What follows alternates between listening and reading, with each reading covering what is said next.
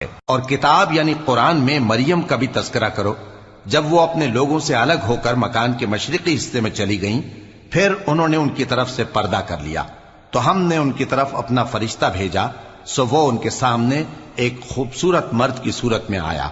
مریم بولی کہ اگر تم پرہیزگار ہو تو میں تم سے بچنے کے لیے رحمان کی پناہ لیتی ہوں۔ فرشتے نے کہا کہ میں تو تمہارے پروردگار کا بھیجا ہوا یعنی فرشتہ ہوں، اور اس لیے آیا ہوں کہ تمہیں پاکیزہ لڑکا بخشوں۔